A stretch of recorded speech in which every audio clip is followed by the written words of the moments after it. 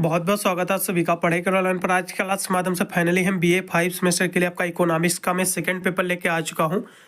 इसका मैंने first paper already मैंने सॉल्व करा रखा है। यदि आपने उसको नहीं देखा है तो प्ले लिस्ट में जाकर आप उसको भी वॉच कर लीजिए, नहीं फिर मैं आई बटन में लिंक दे दूंगा, आप उसको भी वॉच कर लेना। आपको मैंने आपके इसी तरह मैंने आपके सभी सब्जेक्ट मैंने जो है एजुकेशन, आपका सोशियोलॉजी, आपका हिंदी, इंग्लिश, पॉलिटिकल साइंस सभी का जो है हमारे मॉडल पेपर को मैंने सॉल्व किया है और साथ में इंपॉर्टेंट क्वेश्चन आंसर का भी वीडियो मैंने प्रोवाइड कर रखा है।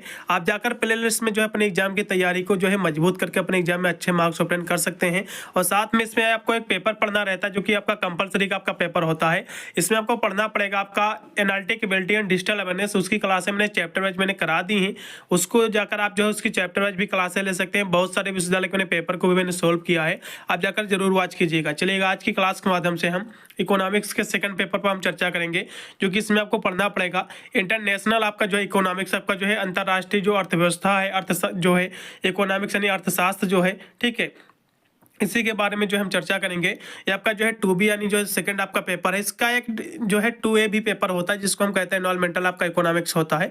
उसका यदि आपको पेपर चाहिए तो कुछ जो है विद्यार्थियों ने जो है एनवायरमेंटल इकोनॉमिक्स भी ले रखा होगा, तो उसकी भी जो है क्लासें मैंने जो है एक पेपर मैंने सोल्व किया है, आप जाकर उसको भी वॉच कर सकते हैं। फिलहाल के लिए आज की क्लास में हम जो इंटरनेशनल जो कि इकोनॉमिक्स है, काफ़ी स्टूडेंट के कमेंट भी आए थे सारे विश्व मॉडल पेपर को भी आप सोल्व करिएगा। तो आज की क्लास के माध्यम से जो है हमारी रिकमेंडेड वीडियो है, तो इस पर हम जो है इसके क्वेश्चनों पर चर्चा करेंगे, साथ में इसके जो हम आंसर भी प्रोवाइड करते चलेंगे, जिससे आपको कहीं पर भी जो है आंसर भी ढूंढने की आवश्यकता नहीं पड़ेगी। और इस सॉल्व मॉडल पेपर के माध्यम से अपने एग्जाम की तैयारी को आप बेहतर कर सकते हैं और अपने एग्जाम में अच्छे नंबर भी प्राप्त कर सकते हो।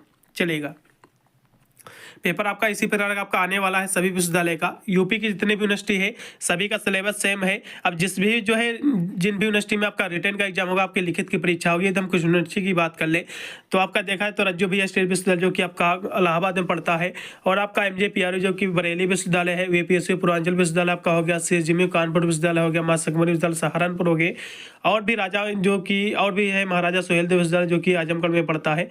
ये भी यूनिवर्सिटी में जो है यही सिलेबस है। और डॉक्टर राम मनोहर लोहिया अवध विश्वविद्यालय में भी आपका यही पैटर्न रहेगा, सेम ही रहेगा। तो सभी विश्वविद्यालय के लिए महत्वपूर्ण साबित होगा। साथ में जो है CCSU जो कि मेरठ यूनिवर्सिटी है, उसमें भी आपका जो है लिखित की परीक्षा कराई जाएगी। सिद्धार्थ विश्वविद्यालय में भी आपकी लिखित की परीक्षा होगी। तो सभी विश्वविद्यालय के लिए बहुत ही महत्वपूर्ण साबित होगा पूरा का model paper, question paper.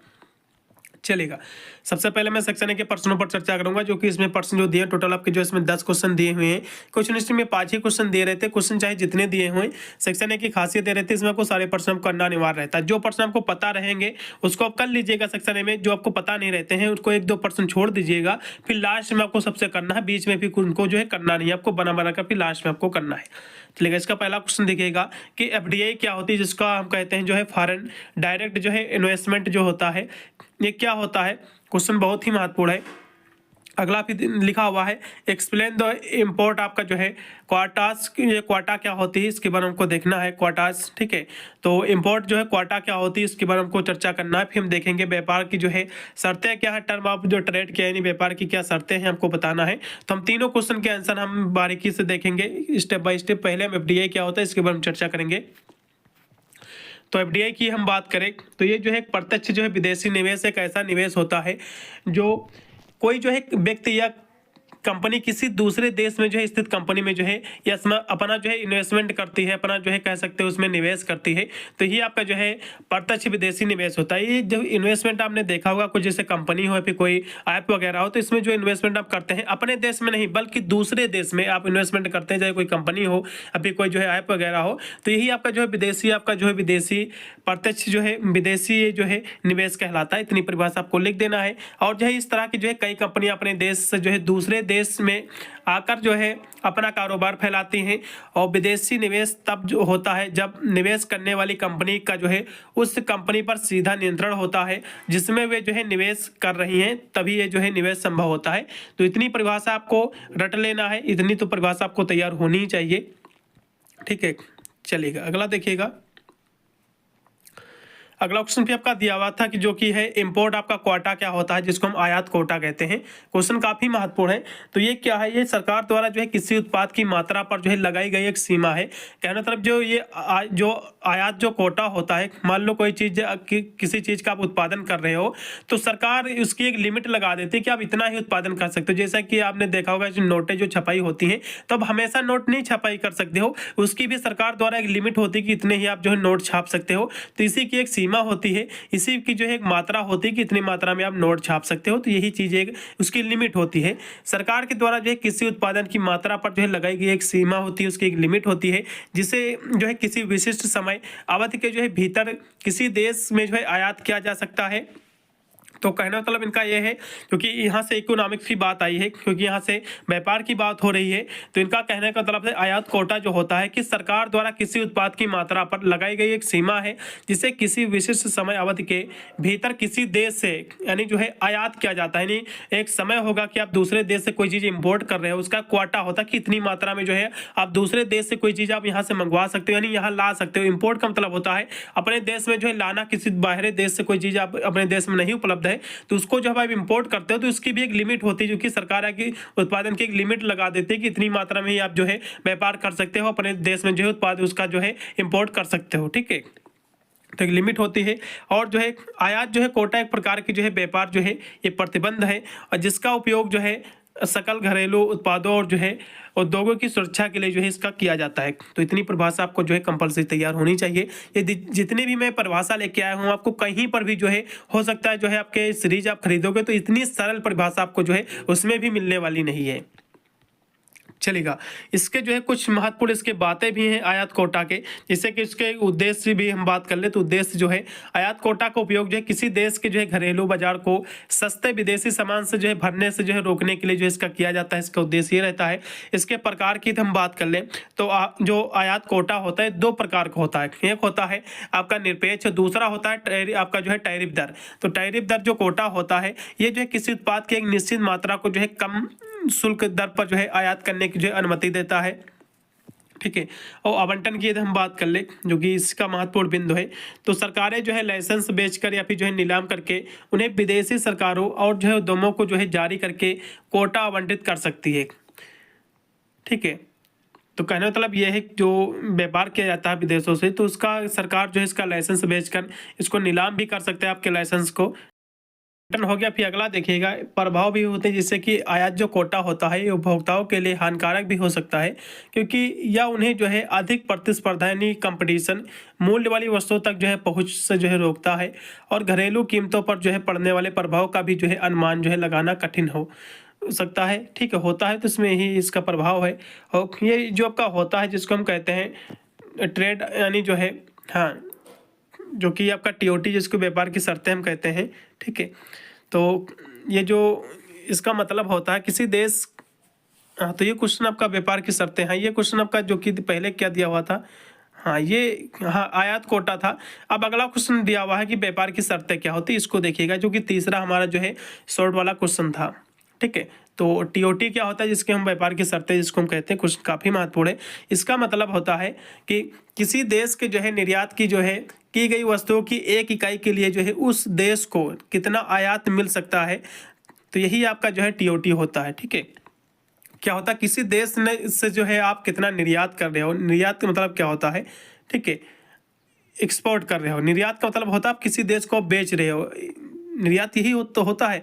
Import कर रहे हो तो निर्यात पर जो है की गई वस्तुओं की एक इकाई होती है, उसकी एक जो है यूनिट होती है, जिसके लिए जो है उस देश को कितना आयात मिल सकता है, यानी जो देश जो आप जिस देश को आप कोई चीज़ बेच रहे हो तो उस देश को कितना जो है इसका आयात मिल सकता है, कितना जो है खरीद सकता है, तो ये आपका टीओटी होता है। ठीक है, और यह जो है किसी देश के जो है निर्यात मूल्य और जो है आयात मूल्यों के बीच के अनुपात को जो है दर्शाता है, और व्यापार की शर्तों को जो है मापने के लिए निर्यात और जो है जो आयातित वस्तुओं के लिए जो है मूल्य सूचकांक को जो है परिभाषित किया जाता है, और तो फिर जो है दोनों की जो है इसमें जो है तुलना की जाती है। ठीक है, फिर से कुछ महत्वपूर्ण बिंदु भी हैं, जैसे कि शर्तों से संबंधित कुछ महत्वपूर्ण बिंदु है जिसको आपको पढ़ लेना एक बार। जैसे कि इसका पहला बिंदु दिया हुआ है कि व्यापार की शर्तें जो है किसी देश के जो है आर्थिक कल्याण और जो है अंतर्राष्ट्रीय व्यापार संबंधों पर जो है अपना एक इफेक्ट डालती है, अपना एक जो है प्रभाव डालती है। अगला दिया हुआ इसमें बिंदु की अगर किसी देश के जो है निर्यात मूल्य, निर्यात क्या होता है पहले समझ लो। निर्यात अपने देश में कोई चीज़ का आप उत्पादन किए हो तो अपने देश का जो अधिक उत्पादन करते हो दूसरे देश को जो है बेचते हो, ठीक है, अधिक लाभ के लिए, कमाने के लिए, तो इसको जो हम निर्यात कहते हैं। आयात क्या होता है, आयात समझ लो।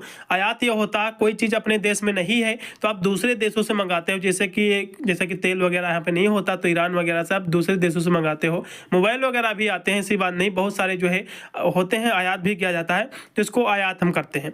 आयात क्या होता है, दूसरे देश से जो है दूसरे देश से जो है चीज़ों को अपने देश में लाना। निर्यात क्या होता है, अपने देश से चीज़ों को जो है दूसरे देश में बेचना, ठीक है, समझ के। अब देखो अगर किसी देश के जो है निर्यात यानी किसी देश के जो निर्यात है आप दूसरे देश को जो बेच रहे हो और आयात के मूल्यों से जो है ज़्यादा बढ़ जाता है, यानी जो है कोई चीज़ जो है जो बेच रहे हो दूसरे देश को ये आयात के मूल्यों से ज़्यादा यदि बढ़ जाता, आप ज़्यादा बेच रहे हो, खरीद कम रहे हो, कहना मतलब तो देश की व्यापार की शर्तें जो है अच्छी होती, कहना मतलब कोई चीज़ आप जाहिर सी बात है अपने देश में उत्पादन करके आप कोई दूसरे देश को बेचोगे तो भैया जाहिर सी बात आपको अधिक लाभ होगा, ठीक है। और जो है इसका जो है मतलब होता है कि देश की जो है निर्यात की जो है समान मात्रा के लिए ज़्यादा आयात जो है खरीद सकता है, ठीक है। अगला क्वेश्चन देखो, इसमें और भी बिंदु दिए हुए जैसे कि व्यापार की शर्तों में जो है बदलाव होने से जो है भुगतान जो है संतुलन की जो है समस्या हो सकती है और व्यापार की शर्तों से जुड़े कुछ जो है सिद्धांत प्रस्तावित किए गए हैं, लेकिन व्यापार सांख्यिकी की जो है जांच करने में इनमें से जो है किसी भी जो है पुष्टि नहीं होती है इसकी। और व्यापार की शर्तों को जो है सामाजिक कल्याण और जो है परेतो आर्थिक कल्याण के जो है पर्याय के दौर पर ही जो है नहीं इस्तेमाल किया जाना चाहिए। अगला देखिएगा क्योंकि क्वेश्चन हमारा है कि प्रोटेक्शन क्या होता है जिसको हम संरक्षण कहते हैं। क्वेश्चन काफ़ी महत्वपूर्ण है। प्रोटेक्शन यानी संरक्षण का मतलब होता है किसी चीज़ को बचाना, चाहे वो पर्यावरण हो फिर जो है व्यापार के संबंधों को हो, तो ये यही होता है। और देखेंगे हम कि बैलेंस ऑफ पेमेंट यानी जिसको हम कहते हैं भुगतान शेष से आप क्या समझते हैं, हम दोनों क्वेश्चन अब हम देखेंगे। सबसे पहले संरक्षण क्या होता है इसके बारे में चर्चा करेंगे। संरक्षण का अर्थ होता है किसी चीज को जो है हानि या फिर जो है नाश से बचाना, यानी उसको सुरक्षित करना। किसी चीज को जो है उसकी हानि से बचाना। मान लो कोई आप व्यापार कर रहे हो तो उसमें जो हानि होने वाला तो उसको जो है बचाना कि मुझको जो है हानि ना हो, ज़्यादा से ज़्यादा मुझे लाभ ही हो, तो ये आपका जो है कह सकते हो संरक्षण कहलाता है। और जो है इसके बहुत सारे अर्थ हो सकते हैं, जैसे कि जो है किसी चीज़ को जो है बाहरी जो है ताकतों से होने वाले नुकसान से बचाना, यही आपका जो है संरक्षण कहलाता है। इसके बहुत सारे डिफिनेशन है। और भविष्य में जो उपयोग के लिए संसाधनों को जो है प्रतिबंधित समय अवधि में जो है संरक्षित करना। और भी इसमें दिया हुआ कुछ बिंदु जैसे कि जो है किसी संगठन या जो है व्यक्ति द्वारा दूसरे को दिया जाने वाला समर्थन, प्रोत्साहित और विशेषाधिकार या फिर जो है वित्तीय सहायता, ये भी संरक्षण कहलाता है। और सांस्कृतिक विरासत को जो है भविष्य की पीढ़ियों के लिए जो है संरक्षित करना, ये भी जो है एक प्रोटेक्शन कहलाता है। अगला क्वेश्चन देखिएगा कि जो है जो कि क्वेश्चन हमारा दिया हुआ है कि जो है जिसको हम कहते हैं कि हाँ, ये जो क्वेश्चन आपका दिया हुआ था कि भुगतान शेष किसे कहते हैं, तो इसको समझो। तो किसी निश्चित तिथि पर किसी देश द्वारा दूसरे देश को चुकाई जाने वाली रकम और जो है दूसरे देश से उससे मिलने वाली जो रकम के अंतर जो होता है, इसके बीच में जो डिफरेंट होता है, इसी को जो है हम भुगतान जो है शेष राशि कहते हैं। इतनी परिभाषा आपको तैयार कर लेना है। और इसे जो है भुगतान संतुलन भी जो है कहा जाता है। ये जो भुगतान जो शेष होता है इसको जो है हम भुगतान संतुलन भी कहते हैं। तो भुगतान संतुलन की परिभाषा पूछेगा तब भी आपको यही परिभाषा आपको लिखना है। और भुगतान शेष में जो है किसी देश के आयात निर्यात और उसके मूल्यों को जो है पूरा इसमें जो है लेखा जोखा इसमें शामिल होता है। और इसमें जो है व्यापार संतुलन के अलावा जो है दूसरे सभी विदेशी जो लेन देन होते हैं ये भी इसमें जो है शामिल होता है। तो इतने आपको जो है चाहे स्क्रीनशॉट मान लो, ये क्वेश्चन एग्जाम में फंसेगा, ठीक है। ये क्वेश्चन की 100% गारंटी एग्जाम में फंसेगा कि भुगतान शेष किसे कहते हैं। कुछ इसके महत्वपूर्ण बिंदु भी दिए नीचे कि भुगतान शेष को जो है दोहरी परावृष्ट प्रणाली की जो है सिद्धांत पर जो है तैयार किया गया है जाता है। और जो है भुगतान शेष में जो है असंतुलन के कई कारण हो सकते हैं, जैसा कि आर्थिक, राजनीतिक और सामाजिक। अगला देखिएगा इसमें बिंदु दिया हुआ है कि भुगतान शेष में जो है असंतुलन होने की वजह से जो है सरकार द्वारा विकास पर जो है ज़्यादा खर्च करना भी हो सकता है और इससे बड़े जो है पैमाने पर जो है आयात होते हैं और जो है भुगतान जो है शेष में जो है घाटा हो जाता है। और भुगतान संतुलन जो है तीन इसके प्रमुख जो है इसके खाते होते हैं। पहला होता है चालू खाता, दूसरा पूंजी खाता और तीसरा होता है वित्तीय खाता।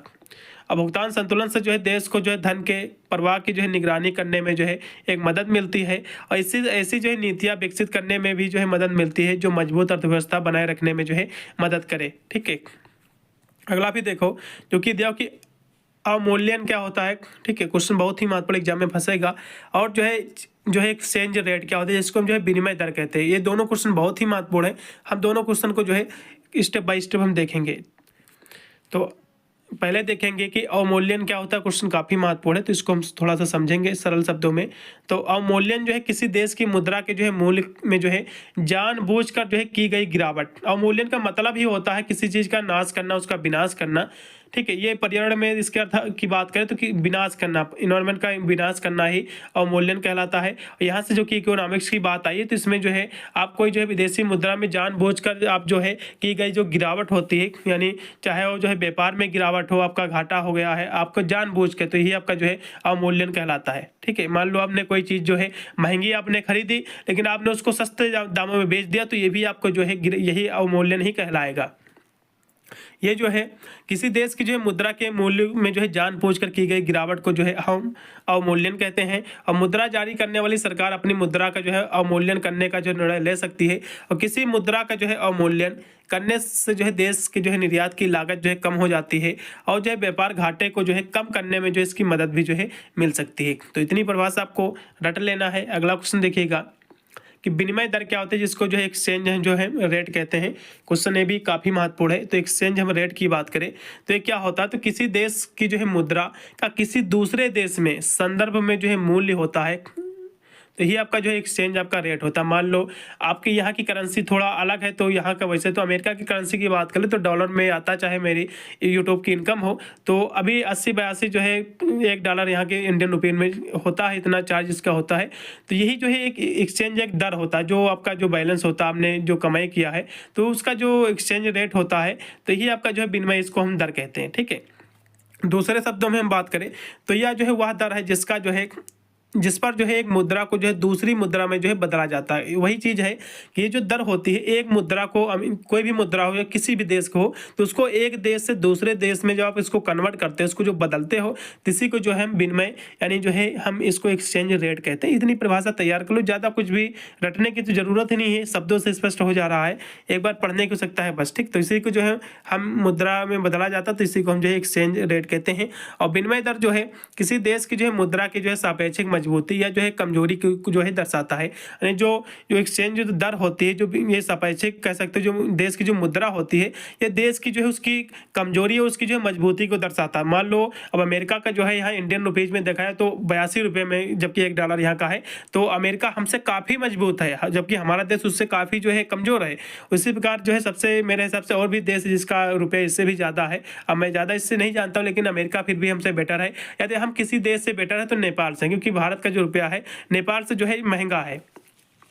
ठीक है, अगला देखो कुछ इसके महत्वपूर्ण बिंदु भी दिए हैं, जैसे कि जो विनिमय दर जो है ये स्थिर और जो है अस्थिर हो सकती है। जो विनिमय का जो दर है, कहने का जो दर का मतलब यही चीज़ है कि कुछ देश का रुपया जो है महंगा होता, कुछ देश का जो है कम होता, तो इसका इसमें जो स्थिर होती है अस्थिर दोनों इसमें हो सकती है। ठीक है, और स्थिर विनिमय दरें जो है किसी देश के केंद्रीय बैंकों द्वारा जो है तय की जाती हैं, और अस्थिर जो दरें होती है इसमें जो है बाजार की मांग आपूर्ति के जो है तंत्र द्वारा जो है तय की जाती है। और विनिमय दर में जो है बदलाव बाजार की स्थिति, किसी देश की जो है अर्थव्यवस्था, सरकारी नीति में जो है बदलाव की वजह से जो है हो सकता है। और विदेशी मुद्रा लेन देन में जो है विनिमय दर को जो है स्पॉट एक्सचेंज रेट और जो है फॉरवर्ड एक्सचेंज रेट के रूप में जो है जाना जाता है। और विदेशी मुद्रा बाजार में जो है आमतौर पर जो है सूचीबद्ध विनिमय दर को जो है स्पॉट एक्सचेंज रेट भी जो है कहा जाता है। इसको जो है और भी दिया हो कि फॉरवर्ड एक्सचेंज रेट, और भविष्य में एक जो है निश्चित अवधि में जो है ये डिलीवरी की जाने वाली जो है ये विनिमय जो है एक्सचेंज रेट होती है। तो इस तरह से आपको लिख देना। अगला देखो चलेगा, अगला भी आपका दिया है कि आपका ग्लोबलाइजेशन क्या होती है, इसको जो है भूमंडलीकरण कहते हैं। ठीक है, क्वेश्चन बहुत ही महत्वपूर्ण है, या फिर इसको वैश्वीकरण भी हम कह सकते हैं। तो ये क्या होता है, और जो है कस्टम यूनियन क्या होता है, जिसको हम जो सीमा शुल्क कहते हैं, यानी जो है सीमा शुल्क संघ इसको कहते हैं। इसकी भी परिभाषा देखेंगे। गैट क्या होता है, ठीक है, गार्ड क्या होता है, ये भी क्वेश्चन एग्जाम में फंसेगा 100%। हम तीनों क्वेश्चन स्टेप बाय स्टेप देखेंगे। भूमंडलीकरण क्या है, सबसे पहले इसके बारे में चर्चा करेंगे। तो भूमंडलीकरण क्या है, ये एक जो है एक प्रक्रिया है। ये क्या है, एक प्रक्रिया है जिसमें जो है दुनिया भर के जो है विभिन्न देशों और जो है संस्थाओं के जो है बीच आर्थिक, सांस्कृतिक और राजनीतिक और जो है तकनीकी संबंधों के जो है समन्वयन प्रयास यानी जो बढ़ाने का जो है प्रयास किया जाता है। ठीक है, तो यही आपका जो है भूमंडलीकरण होता है। तो इतनी परिभाषा आपको रट लेना है। अगला देखो कि जो है सीमा जो है शुल्क संघ क्या होता है, क्वेश्चन काफी महत्वपूर्ण है। तो सीमा जो है शुल्क संघ जो होता है, ये जो होता है दो या दो से ज्यादा देशों के बीच जो व्यापार बाधाओं को कम करने के लिए बनाया गया एक जो है एक समझौता होता है। तो ये जो है सीमा जो शुल्क संघ होता है, ये मान लो दो या दो से अधिक देशों के बीच जो व्यापार किया जाता है, ठीक है, जो ट्रेड किया जाता है, तो इसकी जो बाधाएं इसमें जो पड़ती हैं, इसको कम करने के लिए एक बनाया गया एक समझौता होता है, जिसकी जो बाधाएं होती हैं, चाहे वहां से लाने में इसकी बाधाएं और फिर टैक्स पड़ता है, तो उसको समझौते कह सकते हो, उसको कम करने के लिए इसकी बाधाओं को। तो यही एक समझौता है एक प्रकार का। और जो है इस सीमा शुल्क के बारे में कुछ महत्वपूर्ण बिंदु भी हैं, जैसा कि सीमा शुल्क संघ में जो है इसमें शामिल देश अपने जो है निर्यात, आयात और जो है पारगमन वस्तुओं के लिए जो है एक ही नियम, प्रक्रिया और जो है शुल्क लागू करते हैं। और सीमा शुल्क संघ के जो है सदस्य देशों के बीच जो है व्यापार पर जो है कोई जो है शुल्क नहीं लगता है।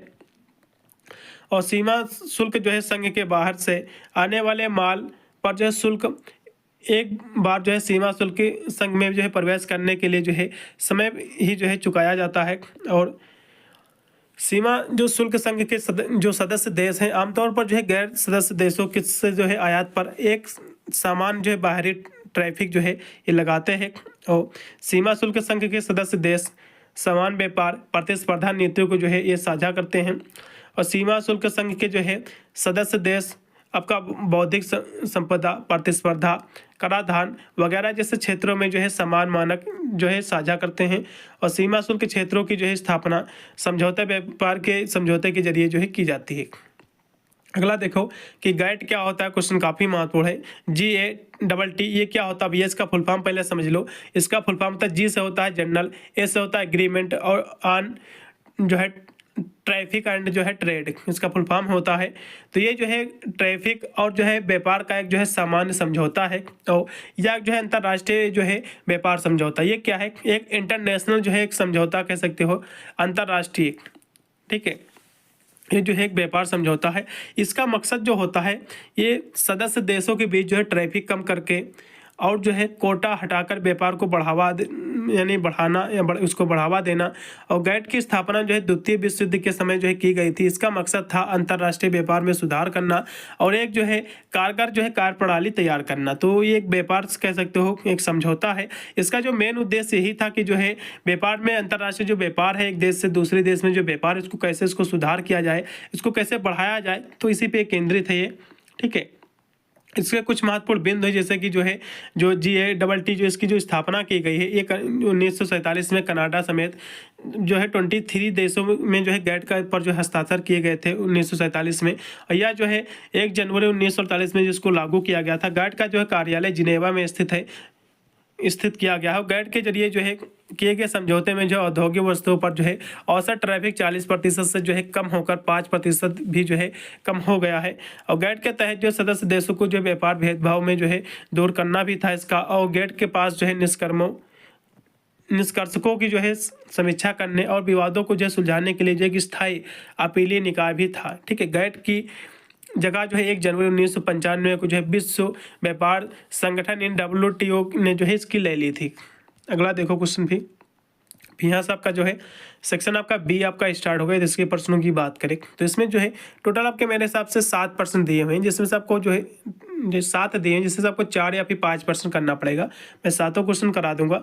आपका सेक्शन B व C इसी से क्लियर हो जाएगा। यदि आपके यूनिवर्सिटी में सेक्शन A में यदि 5 ही क्वेश्चन पूछे जाएंगे तो सेक्शन आपका A भी इसी से क्लियर हो जाएगा। ठीक है, चलेगा। देखिए फ्री ट्रेड क्या होता है, जिसको जो है मुक्त जो है ट्रेड का मतलब क्या होता है, व्यापार। ठीक है, तो मुक्त व्यापार क्या होता है इसके बारे में समझेंगे। चलेगा, मुक्त व्यापार या फिर जो है स्वतंत्र व्यापार ये क्या है, और स्वतंत्र व्यापार के जो है पक्ष और जो है विपक्ष में जो है तर्कों का आपको जो है वर्णन करना क्वेश्चन काफी महत्वपूर्ण है। तो हम जो है फ्री जो है ट्रेड देखेंगे, जिसको हम स्वतंत्र व्यापार कहते हैं। तो क्या होता है इसके बारे में थोड़ा सा चर्चा करेंगे। तो स्वतंत्र व्यापार की यदि हम बात करें तो एक ऐसी जो है व्यापार नीति है जो विभिन्न देशों के बीच जो है वस्तुओं और जो है सेवाओं के विनिमय पर जो है किसी प्रकार का प्रतिबंध जो है नहीं लगाती है। तो जो फ्री जो व्यापार होता है, मान लो आप एक देश से दूसरे देश में व्यापार कर रहे हो, तो कोई भी इसमें देश के बीच में कोई प्रतिबंध नहीं लगाता है, कोई प्रतिबंध नहीं लगाता है, व्यापार को चलने देता है। तो इसी को जो है हम क्या कहते हैं, स्वतंत्र व्यापार कहते हैं। ठीक है, और स्वतंत्र व्यापार की नीति जो है कही जाती है। तो इतनी परिभाषा आपको लिख देना है। ठीक है, यानी ऐसी व्यापार नीति जो विभिन्न देशों के बीच वस्तुओं और जो है सेवाओं के विनिमय पर किसी प्रकार का जो है प्रतिबंध नहीं लगाती है, तो इसको जो है स्वतंत्र व्यापार की नीति कही जाती है।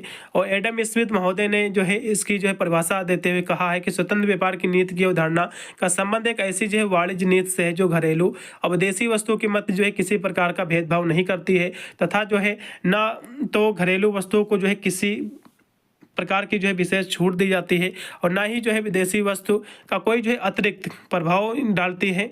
तो इस प्रकार जो है स्वतंत्र व्यापार नीति की जो है किसी आपका जो है क्रमिक बाधा को जो है उत्पन्न किए बिना वस्तुओं जो है सेवाओं के अंतर्राष्ट्रीय प्रवाह को जो है स्वीकृति प्रदान करती है। तो यही आपका जो है मुक्त जो है बाजार कहलाता है।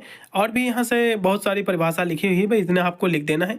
ठीक है, अगला देखो अभी जो कि दिया हुआ है कि स्मिथ के जो है लागतों के जो है निरपेक्ष अंतरों के जो है सिद्धांत की आपको जो है व्याख्या करना है, और जो है आर्थिक एकीकरण क्या है इसके विभिन्न प्रकार का आपको जो है वर्णन करना है। दोनों क्वेश्चन देखेंगे।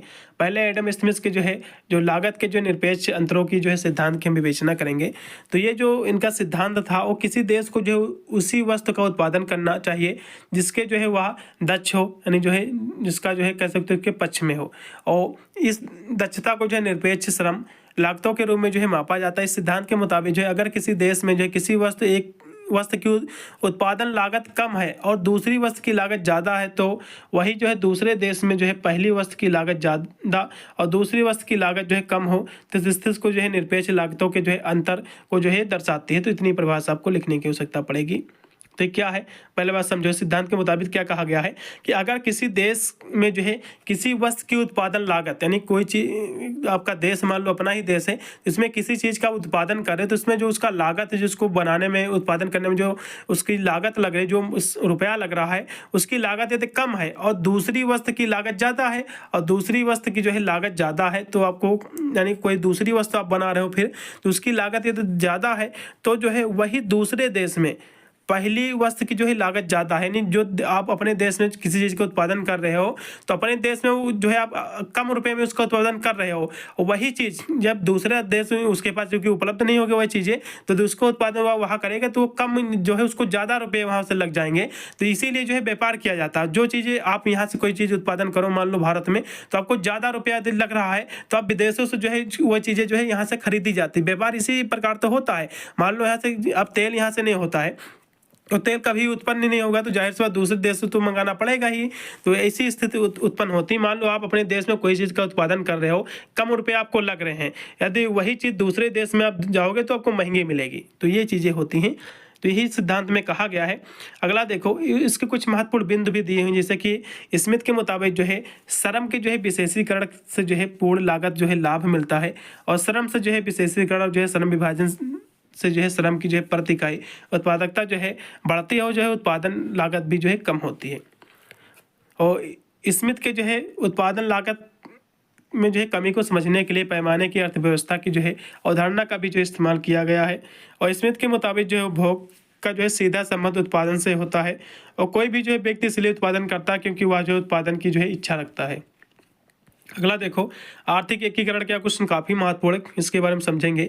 आर्थिक एकीकरण की हम बात करें तो ये जो है कई देश अपने बीच जो है व्यापार को बेहतर बनाने के लिए जो एक समूह जो है बनाते हैं, तो इसी को जो है आर्थिक हम एकीकरण कहते हैं। ठीक है, और जो है इसमें व्यापार बाधाओं को जो है कम करना और राजकोषीय और जो है नैतिक नीतियों को जो है संरेखित करना इसमें जो है शामिल है। यही जो है आर्थिक एकीकरण कहलाता है। तो जो कई देश जो अपने बीच जो व्यापार होते हैं, तो इसको बेहतर बनाने के लिए तो एक जो समूह बनाते हैं, तो ये जो समूह बनाते हैं इसीलिए बनाते हैं कि जो व्यापार में जो बाधाएं होती हैं, जो हमको जो है प्रॉब्लम होती है व्यापार करने में, ठीक है, तो इसको जो है कैसे कम किया जाए इसको, और जो है जो इसकी जो है दिशा निर्देश जो है इसको भी जो है इसमें मूल्यांकन किया जाता है। तो यही आपका जो है आर्थिक एकीकरण कहलाता है। इसके जो है कुछ फायदे भी हैं आर्थिक एकीकरण की, जैसे कि जो है आर्थिक गतिविधियाँ इससे जो है बढ़ती हैं और रोजगार भी जो है पैदा होता है और राजनीतिक संबंध भी जो है मजबूत होते हैं और उपभोक्ताओं के लिए जो है कीमतें भी जो है कम होती हैं, कल्याण का स्तर भी जो है बढ़ता है और राज्यों की जो है आर्थिक उत्पादकता भी जो है बढ़ती है। फिर आर्थिक एकीकरण के जो है कई प्रकार के हो सकते हैं। इसके प्रकारों की बात करें तो प्रकार पूछा था एग्जाम में, तो ये जो है आपका मुक्त व्यापार क्षेत्र भी हो सकता है, फ्री आपका ट्रेड एरिया भी हो सकता है, और सीमा शुल्क संघ भी हो सकता है, जो कि मैंने आपको बताया था। ठीक है, और जो है साझा बाजार भी है, इसका प्रकार है, आर्थिक संघ भी है, और नकारात्मक एकीकरण और सकारात्मक, ये भी इसके जो है प्रकार ही हैं। अगला देखो फिर, क्योंकि देखो भुगतान शेष में जो है लोच दृष्टिकोण की आपको जो है व्याख्या करना क्वेश्चन काफ़ी महत्वपूर्ण है। फिर हम देखेंगे आईएमएफ क्या होता है, जिसको हम कहते हैं इंटरनेशनल मॉनेटरी फंड जो होता है, जिसको अंतर्राष्ट्रीय मुद्रा कोष कहते हैं। तो ये क्या होता है, इसके कार्य भी आपको जो है देखना है, क्वेश्चन काफ़ी महत्वपूर्ण है। चलिए हम दोनों देखेंगे। पहले भुगतान शेष के जो है लोच दृष्टिकोण की हम व्याख्या करेंगे। भुगतान शेष मैंने पहले भी आपको कराया था क्वेश्चन, यहाँ पे भी हम देखेंगे। तो भुगतान शेष में जो है लोच दृष्टिकोण के मुताबिक इसकी क्या व्याख्या, तो उसको हम समझेंगे। तो राष्ट्रीय अर्थव्यवस्था के जो है तहत स्वतंत्र और जो है अर्ध स्वतंत्र पहलू के रूप में जो है भुगतान संतुलन पर जो है ज़्यादा ध्यान दिया जाता है, और यह जो है दृष्टिकोण मूल्य लागत असमानता से जो है पैदा होने वाली जो है भुगतान संतुलन की समस्याओं पर जो है अवमूल्यन के प्रभाव को जो है समझने पर एक केंद्रित होता है।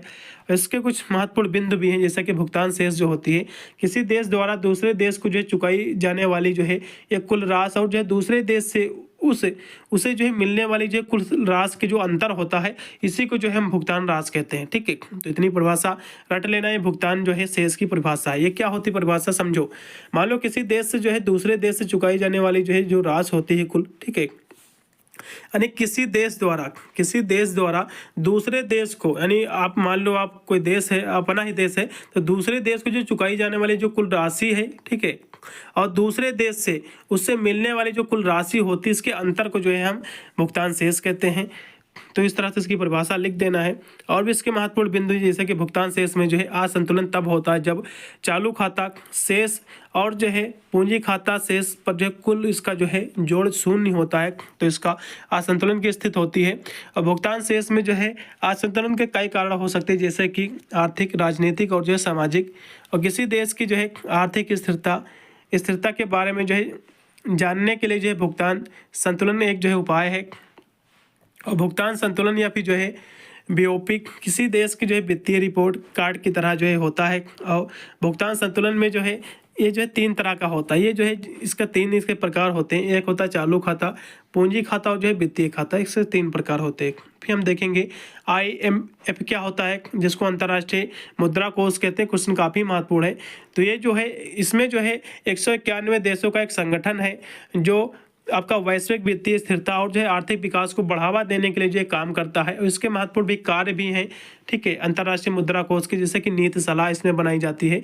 तो ये जो है ये जो नीति सलाह है, ये आपका आर्थिक और वित्तीय विकास पर एक नज़र रखता है, तथा जो है देशों को जो है सलाह जो है प्रदान करता है और वित्तीय सहायता भी प्रदान करता है। जैसा कि जो आपका IMF जो है ये सदस्य देशों को जो है ये ऋण और जो है अन्य वित्तीय सहायता भी जो है प्रदान करता है। क्षमता विकास की बात करें तो अंतर्राष्ट्रीय जो मुद्रा कोष है इसको IMF कहते हैं। तो जो सरकारों को जो है सुदृढ़ यानी जो है मजबूत आर्थिक नीतियों के जो है क्रियान्वयन में जो है मदद के लिए तकनीकी सहायता और जो है प्रशिक्षण जो है प्रदान करता है।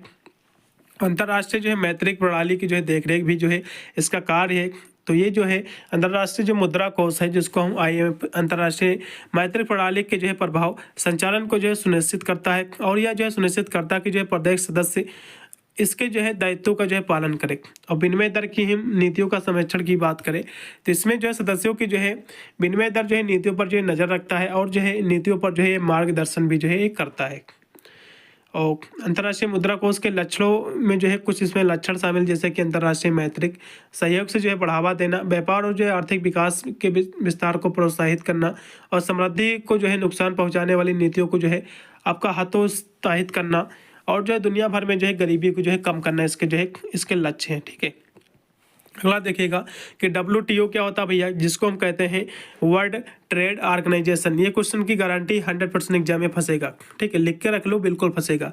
जिसको हम विश्व व्यापार संगठन कहते हैं, ठीक है, क्वेश्चन एग्जाम में फंसेगा। इसका उद्देश्य क्या है, इसके कार्य क्या है, इसी प्रकार आपको फंसेगा लॉन्ग में क्वेश्चन। इसको देखो तो विश्व व्यापार संगठन की बात करें, जो कि W आपका वर्ल्ड आपका ट्रेड ऑर्गेनाइजेशन एक अंतर्राष्ट्रीय संस्था है। एक क्या है, एक अंतर्राष्ट्रीय जो है इंटरनेशनल एक संस्था है, ऑर्गेनाइजेशन है, जो देशों के बीच जो है व्यापार के जो है जुड़े नियमों को जो है तय करती है कि कैसे व्यापार किया जाए, ठीक है। तो ये सारे इसके नियमों को तय करती है और यह संगठन जो है व्यापार को जो सुचारू और जो स्वतंत्र रूप से जो है चलाने के लिए जो है ये भी काम करता है कि जो है व्यापार इसको कैसे स्वतंत्र चलाया जाए, जिससे कोई बाधाएं न उपलब्ध हो। ठीक है। तो इसके लिए भी ये कार्य करता है। इसके कुछ महत्वपूर्ण काम भी हैं, जैसा कि व्यापार से जुड़े जो है नियमों को ये तय भी करता है और जो है इसको लागू करना और उसका जो है पालन सुनिश्चित करना ये भी करता है ये।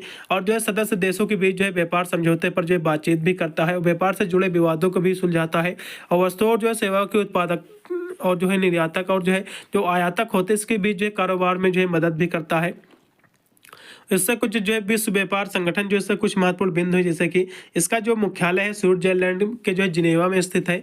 ठीक है। और इसकी स्थापना जो हुई थी 1 जनवरी 1995 में इसकी स्थापना की गई थी और यह जो है टैरिफ और जो व्यापार सामान समझौते गैट की जो है जगह जो है ये बना था। तो गैट जो है इसी के स्थान पर बना है। ठीक है। गैट के स्थान पर बनाया गया है और इसकी स्थापना के लिए जो है मोरक्को में जो है मार्केस में जो 1994 में हस्ताक्षर किए गए, जिसे जो है मार्केस समझौता के नाम से भी जो है ये जाना जाता है। जो भी महत्वपूर्ण बिंदु है। अगला देखो भी कि क्रय शक्ति क्षमता सिद्धांत की आपको जो है समीक्षा करना है। पीपीपी आपका जो थ्योरी है। ठीक है। पीपीपी आपकी जो थ्योरी है ये क्या होती है भैया, इसके बारे में चर्चा करेंगे। व्यापार के और दूसरा क्वेश्चन भी दिया हो कि व्यापार के से जो है लाभ को निर्धारित करने वाले कारकों की आपको व्याख्या करना। तो हम दोनों क्वेश्चन देखेंगे। तो क्रय आपका जो है शक्ति क्षमता जिसको हम पीपीपी कहते हैं, यह सिद्धांत जो है अंतर्राष्ट्रीय विनिमय से जुड़ा एक जो है आर्थिक सिद्धांत है। यह सिद्धांत जो है यह बताता है कि जो है दो देशों के बीच मूल्य स्तर जो है बराबर होना चाहिए। जो मूल्य स्तर है, ठीक है, वो बराबर होना चाहिए, यानी जो है मुद्राओं के आदान प्रदान के बाद दोनों देश के जो है वस्तुओं की जो है कीमतें जो है एक जैसी होनी चाहिए। यानी जो इंपोर्ट एक्सपोर्ट किया जाता है तो दोनों की कीमतें एक जैसी होनी चाहिए।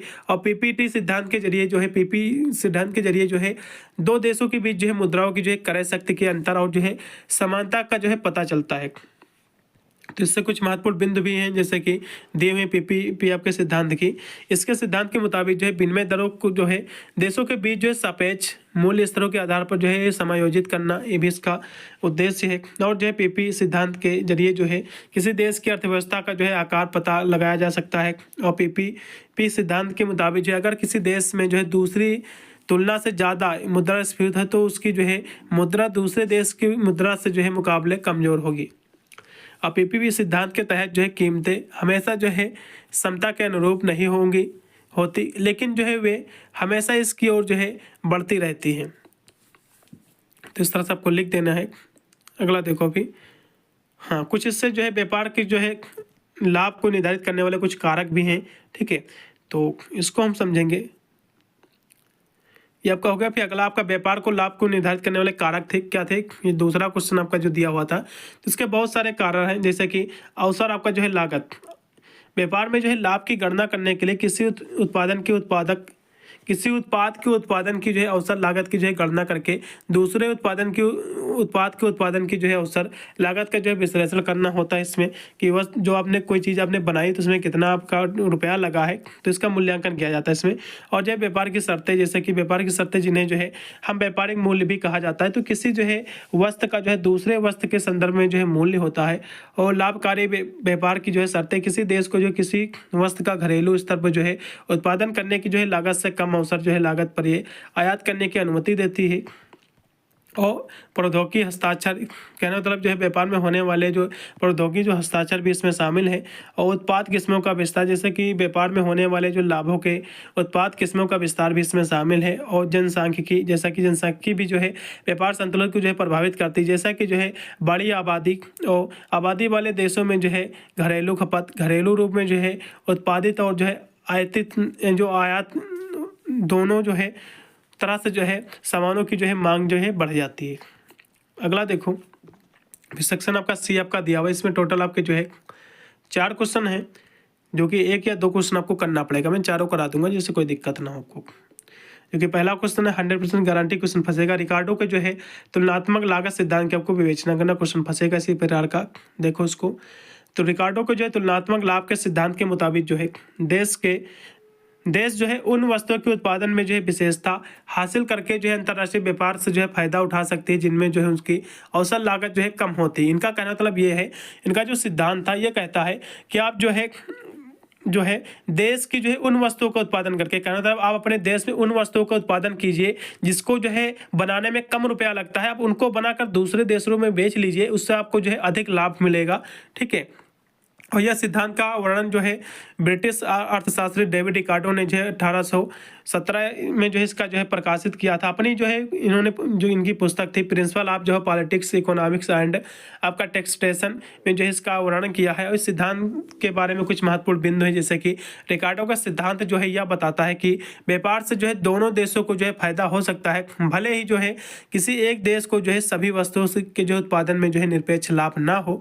और रिकार्डो ने जो है यह देखा कि जो है हर देश का उत्पाद का उत्पादन कितनी कुशलता से कर सकता है और इससे व्यापार बाजार को क्या जो है फायदा हो सकता है। और रिकार्डो ने जो है ग्रेट ब्रिटेन के जो है कार्न लॉ के खिलाफ जो है तर्क देते हुए तुलनात्मक लाभ के सिद्धांत का इस्तेमाल किया था। और लॉर्ड लॉ जो कि 1815 से जो है 1846 तक जो है गेहूं की आयात पर जो है रोक लगाता था, उसी के लिए सिद्धांत दिया था। और रिकार्डो ने कहा था कि देश के लिए जो है बेहतर होगा कि उन चीज़ों का जो है विशेषता हासिल करे जिसमें जो है उन्हें तुलनात्मक लाभ हो, उन चीज़ों का जो है आयात करे जिन्हें जो है तुलनात्मक लाभ हो। कहने मतलब ये है कि आप उन चीज़ों का जो है आप जो है उत्पादन कीजिए अपने देश में जिनको बेचकर दूसरे देशों में आपको अधिक लाभ हो, और आप उन देशों को यानी उन चीज़ों को आप दूसरे देशों से मंगाइए जिसको आप वहाँ से कम दामों में खरीद कर अपने देशों में ज़्यादा मात्रा में बेच सके। ठीक है, तो इस तरह से उन्होंने कहा है। अगला देखो जो कि दिया कि हेक्सर ओहेलिन सिद्धांत की आपको जो है व्याख्या करना, ये भी क्वेश्चन महत्वपूर्ण है, ये भी एग्जाम में फंसेगा। फिर दूसरा देखो भुगतान शेष के जो है, ये भुगतान शेष वाला क्वेश्चन भैया गारंटी है। ठीक है, बैलेंस पेमेंट ये बिल्कुल फंसेगा, इस क्वेश्चन की 100% की गारंटी। इसके संतुलन के जो है सुधार के उपाय की आपको बताना है, तो हम दोनों क्वेश्चन देखेंगे। तो हेक्सर जो है ओहोलिन मॉडल क्या है जिसको हम समझेंगे। तो एक जो है एक क्या है, एक आर्थिक सिद्धांत है, इकोनॉमिक्स एक प्रिंसिपल है जो तर्क देता है, जो एक बताता है कि जो है देश वही निर्यात करते हैं जो सबसे अधिक जो है कुशलता से जो है उत्पादित कर सकते हैं। कहना मतलब जो है कहना तो इनका यही है कि देश वही निर्यात करता है, ठीक है, जो सबसे अधिक कुशलता से उत्पादित कर सकते हैं। इसे जो है HO मॉडल जो कि 2x2 मॉडल भी इसको कहा जाता है। यह जो है अलग अलग विशेषताओं प्राकृतिक संसाधनों वाले दो देशों के बीच जो है व्यापार का जो है संतुलन का जो है मूल्यांकन भी करता है। तो इतनी परिभाषा आपको लिख देना है। फिर और भी यहाँ से लिखा हुआ कि हेक्सर आपका ओहेलिन सिद्धांत, और भी लिखा हुआ नीचे कुछ बिंदु जो कि लॉग में क्वेश्चन, तो लॉग में इसको कराएंगे। तो राष्ट्रीय ये जो है अंतर्राष्ट्रीय व्यापार की एक जो है गतिशीलता पर ध्यान केंद्रित करने वाला एक आर्थिक मॉडल है। और इस सिद्धांत के मुताबिक जो है देश के उत्पादन कारकों के आधार पर ही जो है उसके बीच जो है व्यापार होता है। और इस सिद्धांत को जो है स्टॉकहोम स्कूल ऑफ जो है इकोनॉमिक्स के जो है एली हेक्सर और जो है बर्टिल ओहोलिन ने जो है इसको विकसित किया था। और इस सिद्धांत के मुताबिक जो है देश के बीच जो है व्यापार के बारे में कुछ महत्वपूर्ण यहाँ से बातें दी हुई हैं, जैसे कि पूंजी जो है प्रचुर देश पूंजी गहन वस्तुओं का जो है निर्यात करते हैं, और जो है श्रम प्रचुर देश श्रम गहन वस्तुओं का जो है निर्यात करते हैं। और देश में किसी एक वस्तु के उत्पादन के लिए तकनीकी और जो है मांग की स्थिति जो है समान होती है। देश में जो है पूर्ण रोजगार भी होता है, और देश में जो है वस्तु बाजार और जो है साधन बाजार में जो है पूरी तरह से जो है प्रतिस्पर्धा यानी कंपटीशन भी होता है। ठीक है, अगला देखो और विभिन्न देशों के इस भी अगला क्वेश्चन आपका दिया हुआ है जो कि ये भुगतान शेष किसे कहते हैं। ठीक है, भुगतान शेष उसको प्रभावित करने वाले कारक क्या हैं तो इसको समझो। तो विभिन्न देशों के बीच जो एक प्रकार के पारस्परिक लेन देन के शेष को जो है भुगतान शेष कहते हैं। यानी जो विभिन्न देशों के बीच जो पारस्परिक जो लेन देन होता है तो इसका जो शेष होता है इसी को हम भुगतान शेष कहते हैं। और या तो जो है कहना चाहिए कि जो है किसी निश्चित तिथि यानी किसी निश्चित तिथि को एक देश द्वारा अन्य देशों को जो है चुकाए जाने वाली जो सकल राशि और जो है अन्य देशों से जो प्राप्त होने वाली जो सकल राशि के अंतर को जो है हम कह सकते हो इसको भुगतान राशि कहते हैं। तो इतनी परिभाषा आपको जो है तैयार होनी चाहिए। तो इतनी परिभाषा आपको जो है कंपल्सरी आपको तैयार कर ही लेना है। ठीक है, अब इसके जो है प्रभावित करने वाले कारक क्या है संतुलन के, तो इसके बारे में जो है हम यहाँ से चर्चा करेंगे। चलेगा, ये क्या है तो भुगतान संतुलन में जो है असंतुलन को सुधारने के लिए कई सारे उपाय किए, जैसे कि जो है मुद्रा का जो है इसमें अवमूल्यन करने से निर्यात सस्ता हो जाता है और जो है आयात महंगा हो जाता है, और जिससे जो है भुगतान संतुलन में जो है सुधार होता है। हालांकि विनिमय जो है जो नियंत्रणों को जो है समाप्त करने से जो है पूंजी की जो है उड़ान होती है, और निर्यात बढ़ाना और जो है आयात कम करना भी जो है भुगतान संतुलन घाटे को जो है ठीक करने के लिए जो है किया जाता है। राजकोषीय वित्त व्यवस्था लागू करने की भी इसका एक उपाय है। सरकार द्वारा विकास पर जो है ज़्यादा खर्च करने से बड़े पैमाने पर जो है आयात होता है, जिससे जो है भुगतान संतुलन में जो है घाटा आता है। और तेजी से जो है समय देश से जो है ज़्यादा निर्यात होता है, जिससे जो है भुगतान संतुलन में जो है बचत का संतुलन भी जो है आता है। और घरेलू बाजार में जो है मुद्रास्फीति की जो है दर ज़्यादा होने से जो है ज़्यादा मात्रा में जो है वस्तुओं का आयात करना पड़ता है, जिससे जो है भुगतान संतुलन में जो है घाटा आता है। तो इस तरह से लिख देना है। और भुगतान जो है संतुलन, जिसको हम बीओपी किसी देश में जो है अंतर्राष्ट्रीय मैत्रिक लेन देन का एक जो है सारांश होता है। और यह जो है 3 बातों पे जो है ये मिलकर बना होता है कि जो है चालू खाता और पूंजी खाता और जो है वित्तीय खाता। तो चलिए फिर अगला क्वेश्चन आपका लास्ट में आपका दिया हुआ है कि what is the world bank. ये क्वेश्चन की गारंटी एग्जाम में फंसेगा कि विश्व बैंक क्या है, इसके उद्देश्य, इसके कार्यों का आपको वर्णन करना है। ये क्वेश्चन की 100% की गारंटी है कि आपके एग्जाम में 7% ये क्वेश्चन फंसेगा। ये सबसे आपका लास्ट का क्वेश्चन है। ये आपका जो है ये लॉन्ग में क्वेश्चन फंसेगा, 15 से 10 नंबर आपको देके जाएगा। तो इसके बारे में देखेंगे कि वर्ल्ड बैंक क्या है, जिसको हम विश्व बैंक कहते हैं, इसके बारे में चर्चा करेंगे। तो विश्व बैंक की हम बात करें तो ये जो है विकासशील देशों को जो है वित्तीय सहायता देने वाला एक जो है अंतर्राष्ट्रीय संगठन। ये क्या है, विकासशील, यानी विकासशील क्या होते हैं, जो विकसित नहीं देश हो पाए हैं, ठीक है, विकासशील हैं, तो उनको जो है ये वित्तीय सहायता देने वाला एक अंतर्राष्ट्रीय संगठन है। इसका जो मकसद होता है ये होता है सदस्य देशों को जो है आर्थिक विकास को बढ़ावा देना और उसके देश की गरीबी को जो है कम करना, इसका जो उद्देश्य रहता है। इससे कुछ जुड़े महत्वपूर्ण बिंदु, जैसे कि यह जो है संयुक्त राष्ट्र से जो है जुड़ा संगठन है और इसका जो मुख्यालय है वाशिंगटन DC में स्थित है। यह अमेरिका से जुड़ा एक संगठन है, ठीक है, अमेरिका का। और विश्व बैंक में जो है 189 देश इसके जो है सदस्य हैं, इसमें शामिल है। विश्व बैंक को जो है किसी व्यक्ति, संगठन, सरकार या जो है देश का जो है स्वामित्व नहीं है। और विश्व बैंक की सहायता जो है सदस्य देशों के योगदान और जो है बंड जारी करके जो है मिलती है। इसका जो फंड होता है, ठीक है, जारी करके मिलता है। और विश्व बैंक के जो है कर्मचारी अक्सर जो है जलवायु, शिक्षा जैसे क्षेत्रों के जो है विशेषज्ञ होते हैं। और विश्व बैंक के कुछ महत्वपूर्ण कार्य हैं, इसके उद्देश्य और कार्य, जैसे कि इसका जो उद्देश्य कार्य है आपको लिखना इस तरह से पड़ेगा कि विकासशील देशों को जो है वित्तीय सहायता देना और जो है गरीबी कम करना इसका उद्देश्य है। और सतत विकास हासिल करने की दिशा में काम करना इसका उद्देश्य है। और जो है जो अल्प विकसित जो देश में जो है नौकरियाँ, जो अल्प विकसित देश, जो विकसित नहीं देश है, उसमें नौकरियाँ और व्यापार के जो है अवसर को बढ़ावा देना इसका कार्य है। शिक्षा को बढ़ावा देना इसका कार्य है। और भ्रष्टाचार को जो है से जो है निपटना, ये भी इसका कार्य है। और कम ब्याज दरों और जो है ब्याज मुक्त ऋण उपलब्ध कराना भी जो है इसका कार्य है, ठीक है। तो इस तरह से आपको लिख देना है। भाई इतने ही क्वेश्चन थे, पूरा मैंने पेपर को मैंने सॉल्व कर दिया है, ठीक है। इतने क्वेश्चन आप तैयार करके जाइएगा, गारंटी लेता हूँ आपका 75 नंबर क्वेश्चन आता है।